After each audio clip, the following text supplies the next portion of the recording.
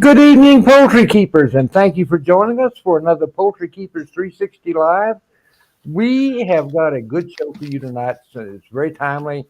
We're going to be talking about nutrition for grow outs, how to feed them for optimum results. And so, without further ado, I'm just going to turn it over to Miss Alyssa tonight, and she's going to lead the charge on this one for us. Take it away, Alyssa. Awesome. Thank you, Rip.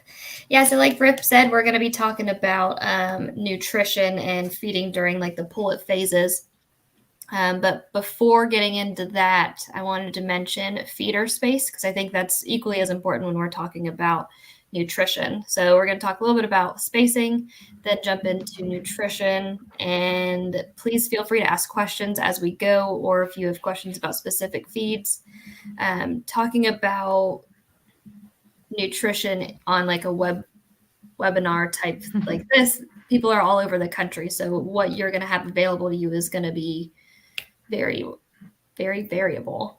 But we will make do with what we can. So yeah, let's talk a little bit about feeder space to start with. And the reason that feeder space is important, especially for chicks, is that we are trying to encourage these birds to find feed quickly because their eating habits are developed within the first 48 hours of life. So we want them to find feed as quickly as we can. So if we have enough feeder space for all of these chicks, it helps them find feed more comfortably as well.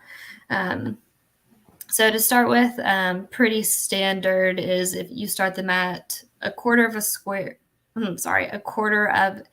a foot. Oh, dang, that doesn't make sense. Sorry, y'all. Was it a quarter of a 1 inch per bird per 1 day? inch per bird per day? Sorry, I kept looking at the square footage like per bird, which is a quarter of a square foot per bird.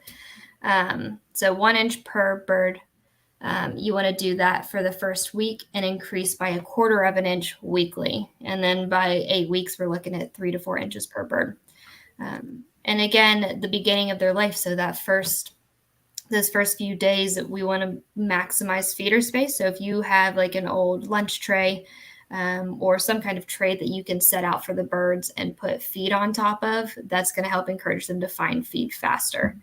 I think we talked about this in the receiving chicks talk that we did a little while ago as well. But yeah, we want to find feed as quickly as we can for these chicks. And that's to start with. So that's feeder space. And then, so now going on to the nutrition side of things. So in an ideal world, and please keep in mind that I work with a lot more like commercial flocks and things like that, or production flocks. So we'll often see people feed a starter feed, a grower feed, and then a developer feed. But this can also translate into like breeder flocks as well. So during that pullet stage, we want to feed a starter, a grower, and then a developer. And now oftentimes we'll get the question of how long do we feed each of those feeds, right? So how long are they on the starter feed? How long are they on the grower? And how long are they on the developer? And because grow out time for different birds or for different breeds is going to vary so much, anywhere from 16 to 24 plus weeks. In the receiving the easiest way to work that out. Is that me? No, I did it. Oh, I fixed it. Is to split the pullet stage into 3 separate phases. So starter for the first third of their life, grower for the second third of life, and then pullet developer for the last stage. Does that make sense?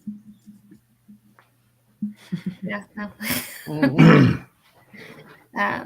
So yeah, that's kind of what it is. Like when we're looking at a starter feed, oftentimes we'll see like a 20 to a 24% starter.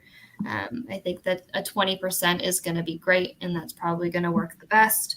And then switching over to an 18% grower feed, and then our developer is going to look at about a 16 to a 16.5% developer feed for that. Alyssa, what can they do if they can't find The starter is pretty easy to come by for some Right. of us, Yeah. and then you get into the grower, and it gets a little more challenging. And when you get into the developer, you really got to do, at least in my part of Central Florida, you got to do some serious searching to find that. Is Yeah. there something they can do to kind of Mhm. offset that? Yeah, that's a really great question. So if a starter feed, like the 20% starter feed, is going to be the most accessible, then whenever you need to drop down the protein, you can do that by adding scratch grain. And to how much, I honestly don't know, but I can look into that and then post it on the Poultry Keepers 360 page. But you want to add scratch grain to help dilute down that protein. But the trouble with adding scratch grain is that you're also diluting down things like vitamins and minerals. So supplementing with an additional vitamin and mineral pack, I think, would be really beneficial for doing that. So, yeah. Sorry. I'm having new computer issues, so I apologize. No, you're fine. So yeah, that's pretty much the gist of what I had to mention to start with. Do y'all have any input? I think what scared me in Jeff's talks, because that's why I believe he gives talks, is to just scare people. Is it really like, if I feed them poorly, till what if I figure out how to feed at 20 weeks old? Is that bird really never going to lay as many eggs as it would have? Is it really stunted for the rest of its life? I mean, Right, like how much does the pullet phase affect their life? yeah. I mean, I do think that you're not going to have optimum production so let's say you accidentally feed a layer feed from the day one until they're like 16 weeks. Well, that's going to affect the kidneys pretty significantly. They're not going to be able to digest and handle protein as effectively. You're going to see some long-term effects by feeding an incorrect feed. So like feeding a layer feed from day one, like that's an extreme example because of that high calcium levels. And that's why we have those issues. But let's say you feed like a What if you just feed fruit and vegetables because you're trying to save money and you just want to feed them scraps? Yeah. It's going to take a really long time for those birds to grow to start with. And because if you're looking at like what's in scratch grain or like scraps like that, it's mostly water, fiber, some vitamins and minerals, not a whole lot of protein. So you can do it, you're not going to be happy with the results. And then another thing that I've heard, I'm sure that Jeff has heard, is like, well, in the wild, they sort it out themselves. Sure, they do, but we're not pushing them for production. We're not asking them for anything really specific. And they also have all of the room they want to roam around. So they can forage for whatever they're after. So I think the short answer to your question is like, will it have long-term effects? Yes.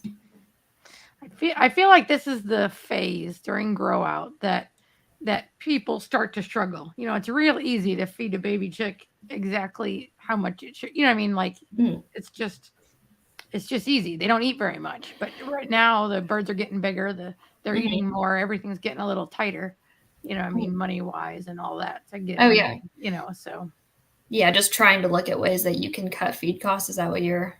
Well, no, I'm just saying, I feel like that's where people do it. This is when, do you know what I mean? Like most people don't cheap out on that baby chick feed because it's. Oh, yeah. It'll make or break you. Yeah.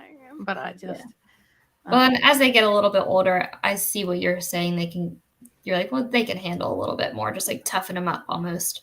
But if you're looking for optimum production, it's probably best to feed them specifically for your breeds or for their needs. Alyssa wants to ask questions, so we're going to just start at the top here. Hey, Lloyd wants to know, Rip, how's your computer doing? It is much better now that I've gotten it back. I'm still in the process of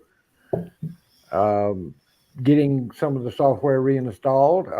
I did not lose as much data as I was fearful I might. So all is good in the neighborhood, Lloyd. Thanks for asking. All right. Here's, all right, so Ingrid says that the current breeds are also bred to grow fast and you need the nutrition to support that growth. Yeah, that's a good point. Yeah, especially in their younger ages, everything is rapidly developing. So like their nervous system, digestive system, all of their functions are rapidly developing. So supporting that is going to help support like a healthy animal life later. Does that make sense? Yeah. Yeah. ahead. Alyssa, I just want to throw something out here too. Some of the breeds, like the Asiatic breeds, the Cochins, the Brahmas, the Langshans, and some of the big breeds like Jersey Giants come to mind. If you push them too fast, that can come back to bite you too, because if they mature too fast, they don't attain the size that you really want, you really need in those breeds.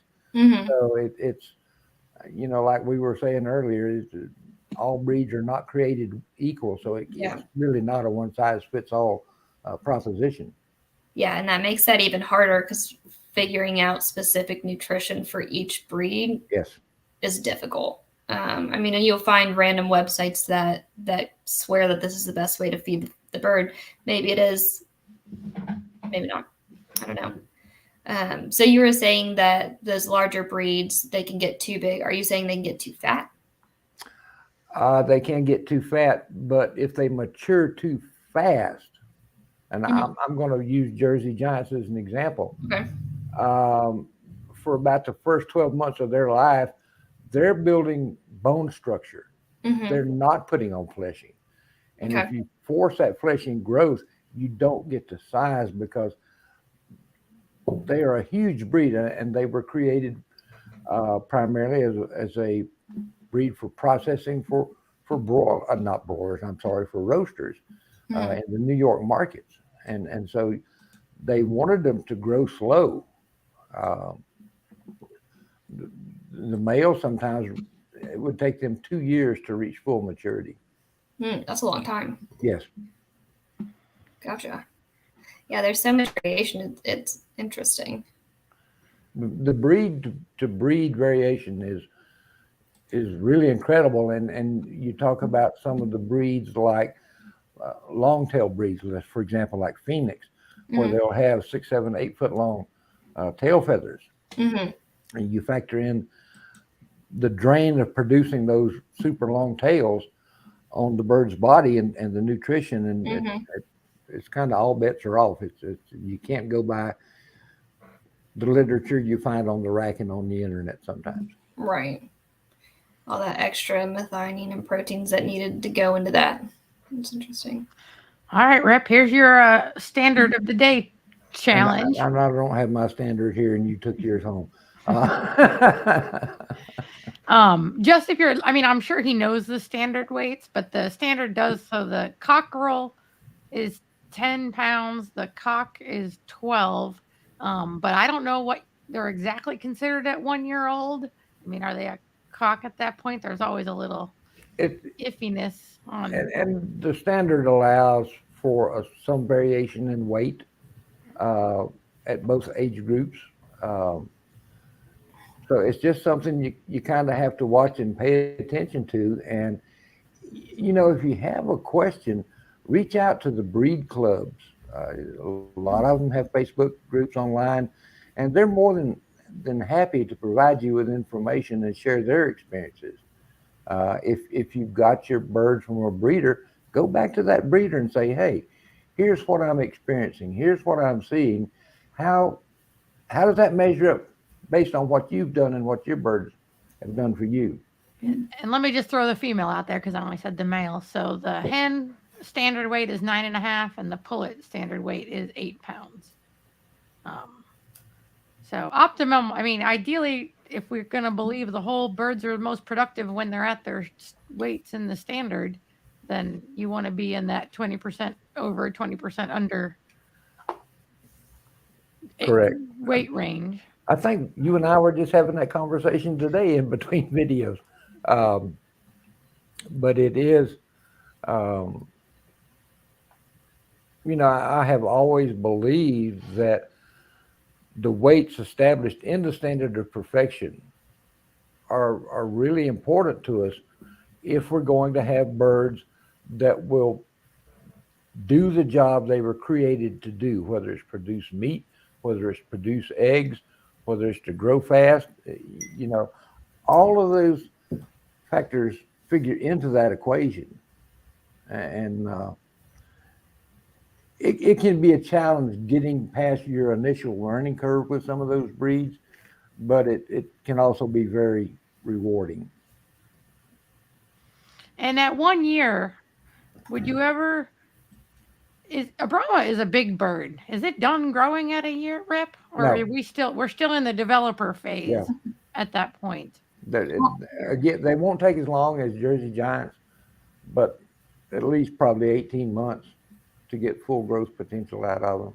18 months. Okay. So that would be 6 months on each phase. Yeah. And now I just have to clarify that because now I'm checking. So are you saying that a female Brahma isn't going to lay eggs until it's 18 months old? No, I'm not saying that. Okay. I'm saying for the body to be fully developed, particularly in males. Males seem to grow slower than females. You're probably looking at a good 16 to 18 months for them to really reach their potential. So for a female, at what age does she reach sexual maturity? Alyssa, a lot of that is based on the breed. Some of it is even based on the strain within that breed and what they've been bred to do. But it can be anywhere from 6 to 8 months before you're getting much in the way of production out of them. Okay. Gotcha. But now I have to dig in now because there's a contradiction here. Like feeding wise, you're not, you probably would not leave that bird on starter feed for 6 months, right? I mean, No, the girls would need to be on something with calcium, even if they're not quite done growing. I mean, right. So Rip, you said that she'll start laying at how many months? Probably somewhere between 6 and 8. And Craig Hansen just messaged me here and to remind me of something that I should have mentioned, and I didn't. Thank you, Craig. That you're going to find that birds from hatcheries are going to mature faster than birds from a breeder. But the birds from the breeder are also going to be larger than the birds from the hatchery. Okay, why? It's just, I'm not putting down hatchery birds. That's not my intent. They are not bred to a written standard. They don't place any emphasis on what a Brahma is supposed to be. Right. And that sounds really negative, and I'm sorry. I didn't mean it to come across. They're two different strains. They're really two different strains within the same breed. Because back when I had Brahmas, which were hatchery Brahmas coming from, you call the hatchery and you order, your mixed 25. And our Brahma female might have got to 6 or 7 pounds live weight. And that was after 3 years. But they were more in that 5.5 pound range. But when you go out and mingle with real breeders, man, that's not the right word either. Sorry. But when you go out and you start working with show type breeders, those birds are completely different, right? They have different traits. They're the same color. And, they have similar feathering, but body conformation, size, the whole bit is completely different. When you get from hatchery to breeding stock, it's a sizable difference. Yeah. All right. So let's go back to the feed. If we're talking about, so the Brahma is going to reach, she's going to start laying eggs at 7. I'm going to say 7 months because that's an average between 6 and 8. So that's roughly 28 weeks. We're at about 9 weeks on each feed. So 9 weeks on a starter, 9 week on a grower, 9 week on a developer. And then, so Jeff, this question's for you. Do you use the pull it weight with 10% over to switch over to the layer feed? Not in these standard breeds, Okay. because we don't have that data. That's why we're doing the weigh in right now. We're trying to accumulate data, like what is the average bird weigh at each one of these segments of life. Right now we can't. So we're going more based on calendar days or weeks, just simply because we don't have good information. Right. And I've been looking for it for, I don't know, as long as I've been working with any of the breeders. I've been asking, hey, where's this information? It's not out there. Nobody has it. It's like, okay. Right. So right now it's still an educated guess. Yeah. So basing it off of weeks, about 9 weeks on each. Yeah. So if we're looking at like a cockerel standpoint, do you keep them on the developer until they're at sexual maturity or until they're full grown? The cockerel has its own developer with a lower calcium. So like the pullet developer would have around 2.5% calcium in it, to start building that bone mass for eggshells later on. And the cockerel, you don't want that much calcium. Otherwise, you're going to clog up the kidneys. You're going to give him renal issues, kidney stones, all that. So it's not doing him any favors to get all that same. But look, nobody's going to run out there other than Karen and have a cockerel developer and have a pullet developer feed. But they are, there's just these little differences. There's little differences in the energy content, right? And this is something we don't talk about on the show because you can't read a tag and find out what the energy content of your feed is. It's not a required labeling thing. But again, I want to keep the cockerel a little bit better on amino acids, a little bit lower on energy, because we're still building muscle mass, we're still building testicles, we're still building, we're getting him ready to be a prolific breeder. It's just tough to get. Right. Okay. All right. I think we'll go on to another breed just so we can dial this in a little bit just by using examples. So how fast do standard bred barred rocks mature and maximum weight versus their hatchery counterparts? So Rip, you've had a rock or two in your life. Yeah, most of them are in my head too. It's again, it's there can be a good variation between strains. It's hard for me to give a set answer for that. I've had some of Frank Reese's barred Plymouth Rocks, and they mature at a faster rate than birds I had years ago. So it's something you're just going to have to kind of feel your way through your first couple of groups of chicks. The standard bred birds are not going to mature as fast as your commercial barred rocks. They're not going to get as big either.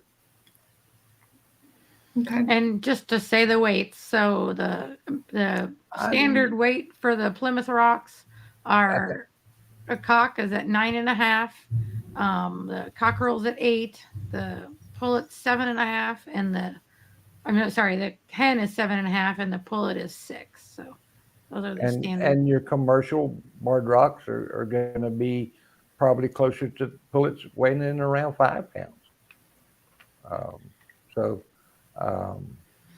Well, and the other thing is that these grow out rates are something that you select or don't select for too. So, they're not going to stay steady if you're working on them at all. You know what I mean? And then, getting a baseline of what they do and then work on what do you want them to do? You know what I mean? So that's going to sort of change based on what you're trying to accomplish. And that's where we can kind of get ourselves into trouble when we try to take a breed and breed it in a manner that we want it to do something it was never intended to do. For example, I'll just pick on leghorns. You would never want a leghorn to be a 9 or 10 pound bird. Because your egg production is going to go south if you do that. I have seen some big leghorns in my time, particularly back in the 70s and 80s. Uh, some of Henry Alf's birds were monstrous, but they were overweight, and his hens, he'd tell you, they don't lay very good.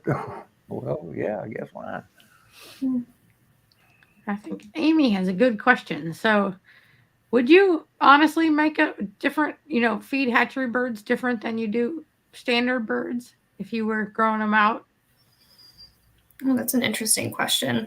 I wouldn't think so, because they're still going to be developing the same way. I would say maybe, if anything, and y'all please correct me if I'm wrong. I mean, maybe in your chick feed you need a little, or like in the chick water, give them a little bit of sugar or something along those lines to encourage them to drink and give them that extra energy boost depending on shipping. But I'm just thinking, I don't. If I was going to breed them, I don't know. I would guess I would feed them as you wanted them to be. So I think I would feed them the same. But right. I'm just making it up. Yeah. But like if we're looking at the different strains, that goes back to the strain, right? Yes. In terms of how long it takes. So. Jonathan recently acquired some barred rot hatching eggs, so that's why he wants to know. All right, another good question from Richard. How about free range versus cage birds as to feeding? Would you feed cage birds differently if they don't? Right, if they don't have access to whatever is outside. But perhaps less exercise too. Perhaps. I don't know. Yeah, they could pace. I don't know. Definitely. That's a good point. So how much space they have to roam around. But if we're looking at so maybe Richard's asking if they're free ranging, they don't need quite as much prepared feed because they're able to go out and find whatever they want. But I don't necessarily think that that's a safe bet, because what's available free ranging is going to vary based on time of year, temperature. It's just too inconsistent. But if you're looking at cage birds versus free ranging based on how much exercise they're getting, then you could argue that the cage bird wouldn't need quite as much energy. But how do we work that out nutritionally? So I would say, do you feed them differently? No. Jeff, what do you think? Yeah, when I read Richard's question, I was thinking more like was he asking, do you need a different nutritional level in those different feeds for free ranging versus that's just how I read into it, right? Yeah. Is it a different type of feed completely? Just my experience, you don't necessarily change the feed. You continue to feed what the bird, is what you want the bird to get. But when they're free ranging, they will increase or decrease their feed intake based on what they're finding outside, right? So they're actually able to diet self-select better than we give them credit for. Once they're past 5 weeks of age, they can pretty well figure out what they need for the most part. I mean, they're not perfect at it, but but whenever I've seen birds out free range, they don't eat much of the prepared, feed, whatever it is, starter, grower, developer, and they'll balance it out on their own.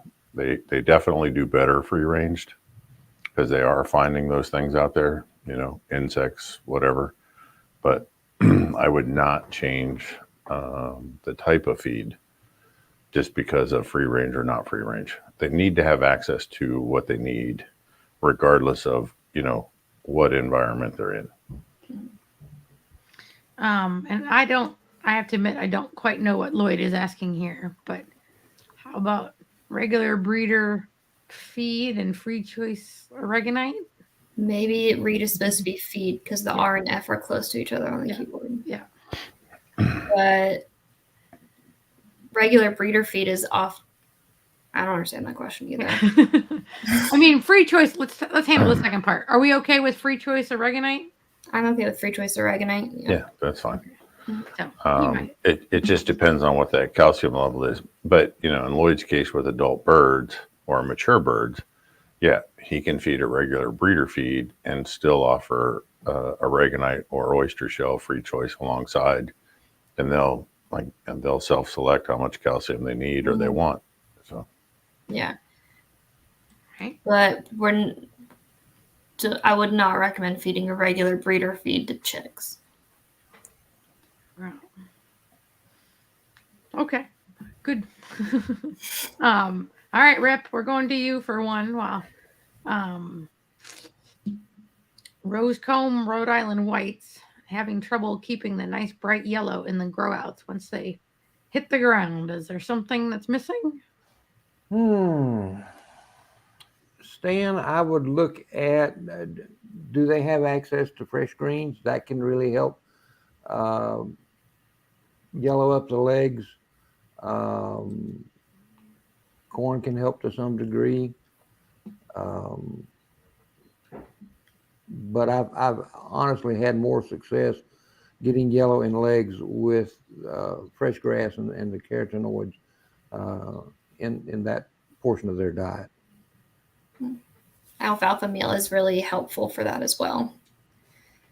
I have even gotten the small alfalfa cubes like they feed horses and soak it in a bucket of water to kind of rehydrate it. Oh, that's a good idea. They don't, well, at least my birds kind of turn their noses up at the dried alfalfa pellets, but that was something I would give them during the winter months when there wasn't much green feed available. Melissa talks about one of the and I do agree with this. So one of the biggest challenges is that we're growing out different age groups. You know, you might literally be hatching every week, so you've got chicks of every stripe. Yeah. So they can't all grow out together, I wouldn't think. So maybe just however you've divided out, like these in this little period can grow out together, and these in this period can grow out together. But yeah, I agree with you, Karen. And if you have no way of separating these birds, then you're going to want to feed to the highest nutrient requirement. So if you've got day-old chicks with 3-week-old chicks, which hopefully you don't, then you would want to, well, they'd still be on the same feed anyhow. They'd still be on the starter. So, but feed to the highest nutrient requirements. Okay. So basically you keep them on for this one, you're going to go to the low end. Like keep whatever the youngest bird needs. Keep them on the chick starter, probably. That's what you would keep. Yeah. It's going to be a little more expensive, but it's not going to hurt anything. And I think this is mostly an observation. So the guidelines are good, but when feeding your breeds, it's good to observe them and consider everybody's development, with multiple breeds together, because they have Swedish flowers and they grow out more slowly than everybody else. So grow or feed longer, which is just what Alyssa said. Yep. All right. At what age should we separate cockerels from pullets during grow out? As soon as you can identify them. Why is that, Red? I like to get particularly the males in their own group, because it won't matter so much early on, but later on it's going to help. They're going to already work through some of their differences, and you won't have the squabbles and the fights and the damaged combs and the damaged wattles that you will if you waited until they were 15 or so weeks old. If you did that and put them all together, you're going to have some bloodbaths going on. That makes sense. And I also on the male birds use I had what I called a bullpen that I kept all the young cockerels in, but I also kept one old male cockbird in there, and he was really good at teaching them manners and breaking up fights, and it was just a much calmer environment. Oh, that's really interesting. Okay, cool. I'm going to ask the same question I asked earlier because we weren't on camera then. So whenever he says that, I picture this 8-year-old old man dragging around, taking the thing. But how old does that old cockbird need to be in order to? 2 years and up. Okay, so just until he gets so feeble he can't move around. But no. Yeah. So I was very idealized in my imagination, but. So, Rip, on that same subject, though, and I think this might be somewhat breed specific, but if the cockerels can still see or hear those pullets, I've had fighting issues in the past. Particularly if So, they can see them. right. I mean, their sense of hearing is quite good. You know, people don't realize how well they can actually hear. They just ignore us sometimes. But yeah, you know, visual sight of a mating pullet or a pullet that's coming upon that age, yeah, can still create that issue. So yeah, you want to have them well separated. I know a mentor of mine, and I didn't have the facilities and the space to do this at the time, but his pullets were way over here on the hill, and his cockerels were about 2,000 yards away on another hill. And that's how he kind of managed that. All right, now we're back to Karen's therapy session. So, if you've always separated your cockerels and your pullets, and they were literally right next to each other, and yet you don't have problems with your cockerels fighting, does that mean my boys are wusses, or is it just That would be do I my need first thought, a but vigor check, or I mean, do you have to worry about it if it's not a problem? I mean, do I need to build you them to don't. be? But you don't have to worry about it. But and each breed's different, right? So some are more prone to fighting than others. And I think, you know, the breeds you've selected and also the temperament that you've selected over the years has probably tuned that down. So Yes, they will help. Okay. You've been trained to get rid of the more aggressive males that would fly up and try and flog you in the past. And It's true. so Rhode Island Reds have a bad name, and I'm personally going to fix that. Yeah. Now, I will say that the standard bred reds are not nearly as ill-tempered and vile as the commercial reds. Big difference in attitude.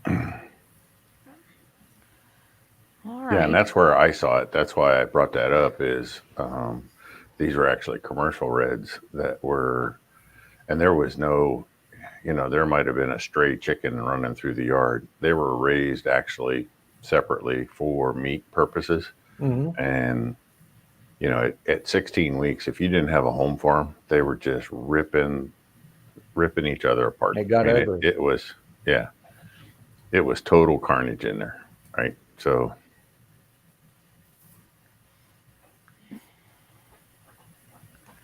Anybody have any? We ran out of comments. No. So what else about grow out, Rip, that's not nutrition related? You got anything that people tend to overlook? I think sometimes we can very easily overcrowd our grow out birds without truly realizing it.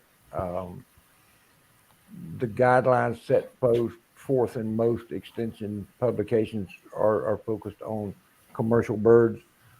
Standard bred birds, I think, need more and do better with more room than you would need for a commercial bird. So I have always tried to err on more space than was actually necessary. I think that also helped cut down some on the bickering and the whining and carrying on like that as well. Well, and I've found that the less space they have, the more work I have to do. Like the more bedding that needs clean, the more the ground needs maintained, the more, do you know what I mean? Like, so for me, sometimes it's not that they need more space, but sure be easier to take care of them because they take care of themselves better if they had more space. Right. So how do y'all define as more space? So online you'll see like 1.5 square foot per bird in like a house setting. For what age bird? Let's say an adult. I tried to have it up around 10 square feet. Okay. Karen? 10 square feet per one adult male? Yes. Is that what you're saying? Now, which breed are you talking about, Rip? Reds. So that would be about a 12-pound bird? No, Hopefully not. maybe one of Karen's. No, I'm Yeah. kidding. Yeah. My birds were not that heavy. It was, and part of it was because I was breeding to show them, and if you've got males running together and squabbles break out, you lose feathers, you get feathers damaged, you get combs damaged, they lose points on the comb and get their wattles torn, and that extra amount of space so they could kind of get and stay out of each other's way sometimes really helped make a difference. Melissa has another great question. It's almost like she's going through this. So when is the best time to introduce roots to the grow out? That's like politics and religion. But anyway, I like to see roost by week 5. Week 4, week 5. Because they, even as chicks, they're looking to get up off the ground. So it's never too early to start roost if you have the space to do it. What's the negative for starting roost too early, Rip? Just throw it out there. It can lead to some keel problems, Yeah. some bumps and indentations as they're growing, and depending on who you talk to, some no, you're putting them on roost too early. Well, you're using the wrong shape roost. You need to use a flat roost instead of a round roost. I don't know if there's. I think it's as much as personal preference as anything to do with that. As when it comes to roost shape. Can I ask Rick what you use? I used for my adult birds, I would use a 2x4 turned flatways. For younger birds, I would use a 1x2 turn flat. Karen, do you want to answer? I've always used a 2x4 the other way, the two side, the skin narrow way, just mostly for convenience of being able to use the joist hangers on each side. But my most recent ones, I used the 2x3s flat way. So just giving it a shot. I don't know that. Okay. Yeah. Melissa's going to tag on. I went the other way. If, I was working on keel issues. So for me, I was trying to get them to roost as soon as possible because I wanted them to express their crooked keel earlier rather than later. I didn't really want to wait till they were 36 weeks old to feel it. I would like that. For that long. Now, the whole breastbone turning from cartilage to bone, that's where the argument is if you're putting it in there before the breastbone hardens up. But I mean, that's way late. And if you wait a long time, Melissa's going to tell us what happens. You wait too long to add the roost, then they've formed all their patterns, and then they just don't really want to roost because it's not where they sleep. Right. So that's interesting. Craig Hansen just sent me a message here. He says, I use a 2x2 and cut them in the octagon shapes. I don't think he's serious. Is he serious? Yeah. Oh, okay. Okay. I was thinking he'd cut it into 8 pieces, but I got He's still gonna, I was like, you can accommodate more birds with more pieces. Yeah, no, if you routed, if you took the edge off of, Yeah. Well, if we're all going to just say what Craig is messaging us, then the added benefit of separating the sexes is it's easier to spot the culls. So when you're looking at your birds and you see big one, little one, big one, little one, big one, you have to stop and be like, okay, is that a boy? Is that a girl? But if you're looking at an all male pen and everybody should look uniform, then the grow outs stand out. I mean, the exceptions stand out more when the flock is uniform. I agree with that. All right. So JS wants to know, how soon can my grow outs be eating on pasture? Is there a preferred age where they can have more outdoor time without messing up their growing nutrition? I don't think that they'll overeat the pasture to the point where it's an issue. I would say the biggest concern is going to be you need to make sure to feed grit, because if you don't have grit and you let them out, then it can clog things up. So having grit helps grind down the fibrous pasture and helps them digest it more efficiently. But they'll self-select. What do you think, Okay. Jeff? After a week, or would you let them out if the weather permits? I would let it out. I'd let them out on pasture, weather permitting. Mm. Whenever you're introducing pasture or range, you want to do small increments, because I've had too many instances where chickens run out the door and they eat too much grass, right? And they can't process it through the crop. I've seen a large number of sour crop from eating grass. So two things: grass that's too big for a bird that's not. So rule of thumb on pasture is you want the pasture to be roughly the same height as the chicken that's on it. Okay. Not higher than, so the bird should be able to look over the top of whatever the grass is, and that'll help a lot. But yeah, weather permitting, the sooner you get them out, the healthier they're going to be.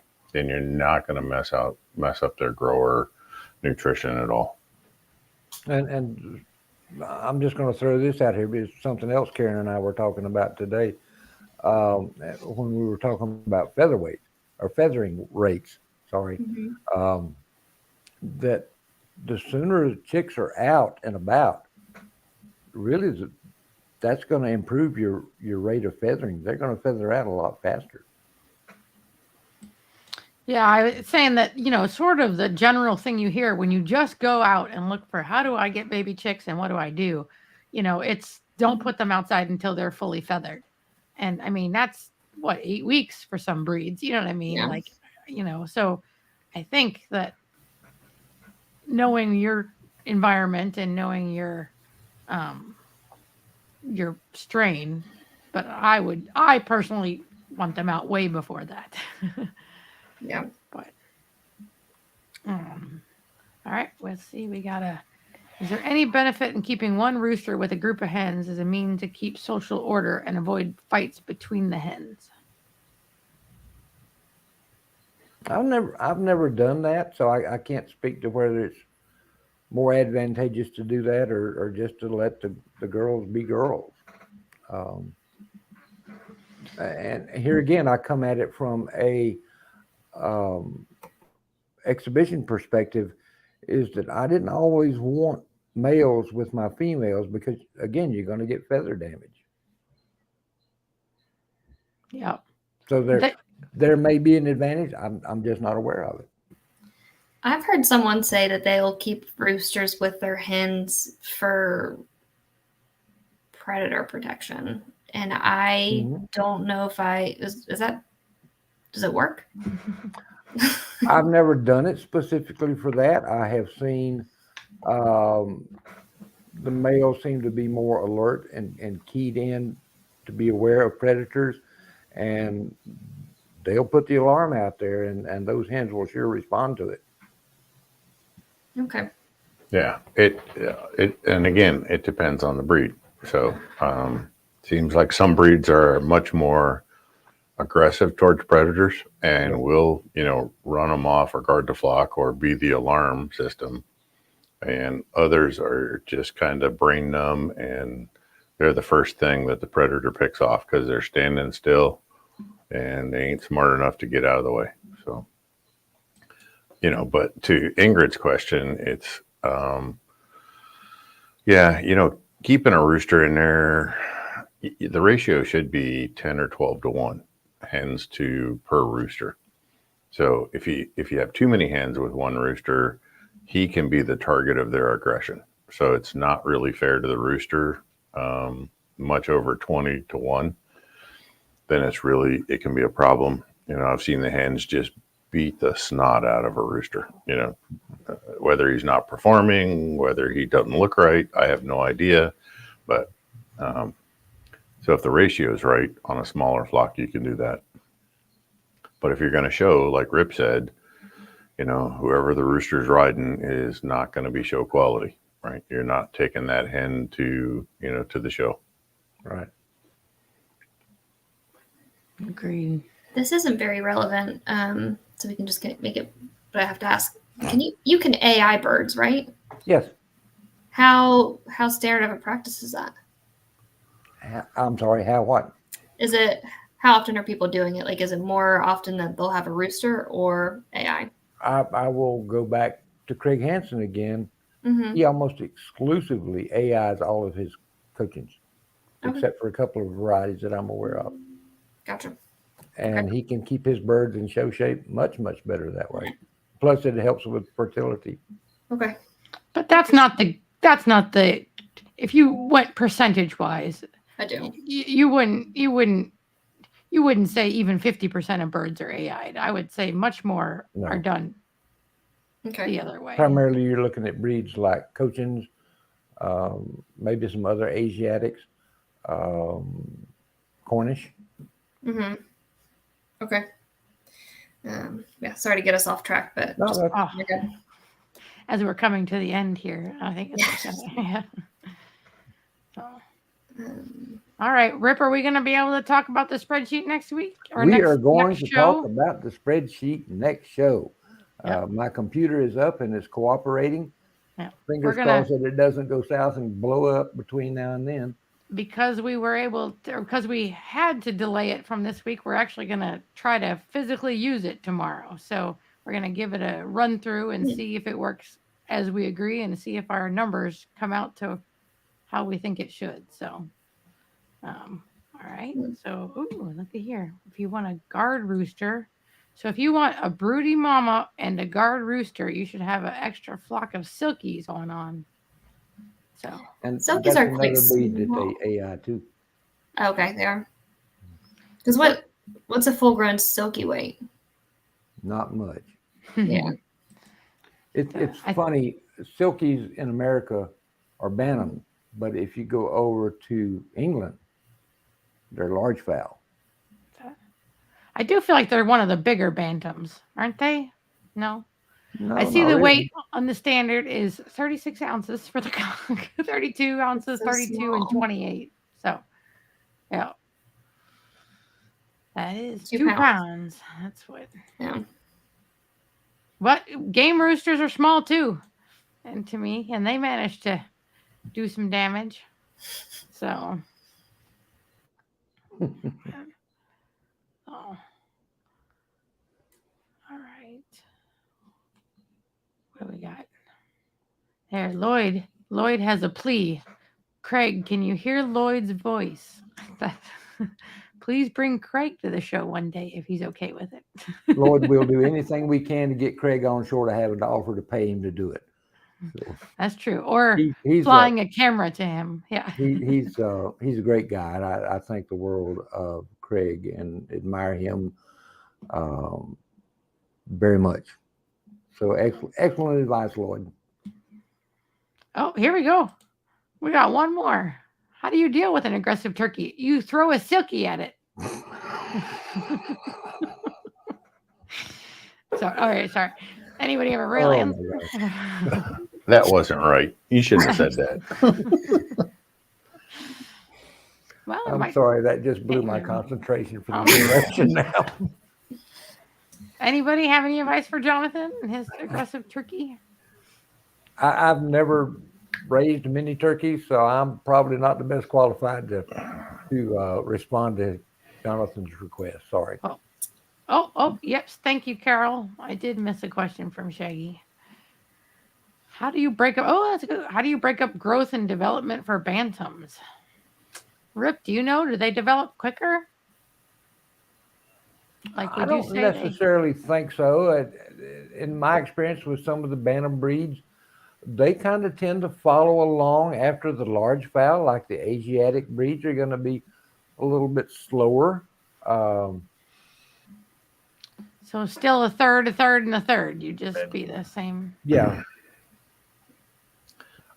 I think there's still 22, 24 weeks for development. So, you're still going to want to break that up over that period. Their feathers make them look like they develop a little quicker, but their bodies are still catching up. So yeah. I would assume a 22 to 24. I would go 8 weeks on starter, 8 on grower, and 8 on developer. If you're able to find a good developer feed. Another question from Karen to do that last 2 minutes.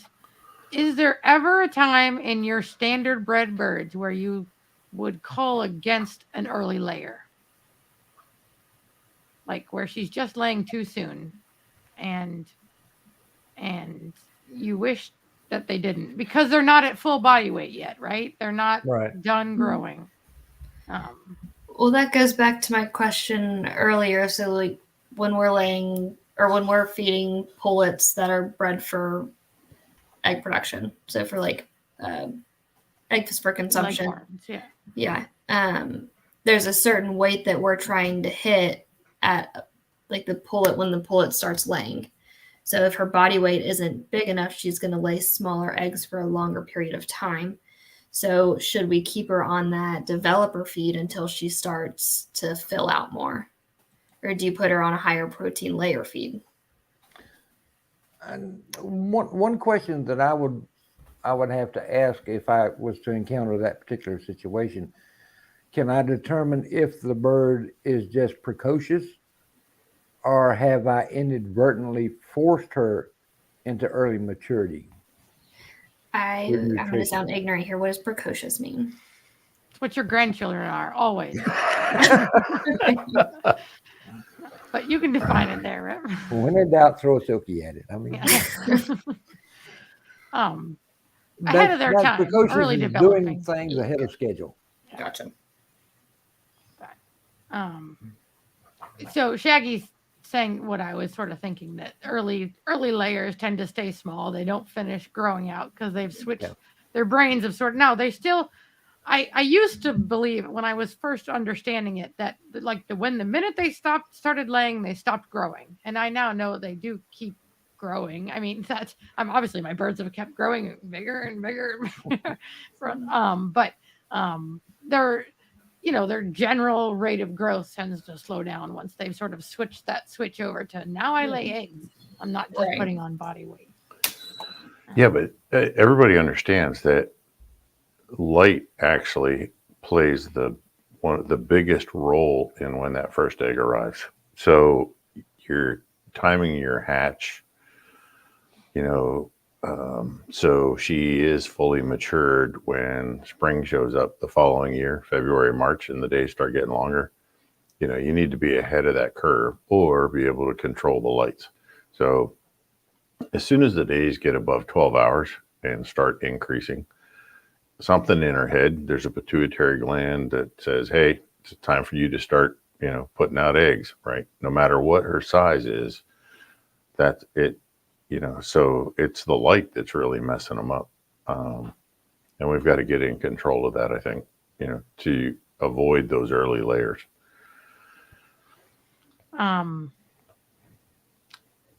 This is one for you production people in there. You might know. Any idea what the pasture poultry crowd is using as their utility knife for culling and harvesting? You just get a really small bladed, they refer to it as like a pin knife. So not pen, but pin. So it has a really small, sharp blade so that you can get in there and get the jugular, but it's not big enough to go through the spine. So for that proper bleed out, you do not want to sever the entire head. Now, this has also been a huge debate for the last 3 decades that I've been working in poultry. So, but you do actually get a better bleed out if you're actually going in with the knife upside down and popping the jugulars, but it needs to be very sharp. So, and you get, you're going to get a better eating quality out of it if that's what you're doing with your birds. So, all right. I do think I'll let that be the last one because they also wanted to know what we're going to talk about next time. And Karen and I have been working on, we just called it a spreadsheet and we didn't go into any detail. I'm sorry. A spreadsheet that will help you select your better birds. So hopefully we will have that done, accomplished, refined 3 times, 12 times over by then. So, and it won't be on April 19th. It'll be on, anybody have an idea? It will be 2 weeks from today. May something. Yep, exactly. So say thank you, Rip. May the 3rd. Thank you, Rip. You caught me off guard. I'm trying to look up the Oh, the May the calendar. 3rd. Yes. Mhm. So, all right, we're leaving. Somebody say something profound. Folks, thanks so much for joining us tonight. Thank you all. As always, our viewers are the absolute best, and you make us do better to help you folks. Thank you so much. Have a good evening, and catch you next time in 2 weeks.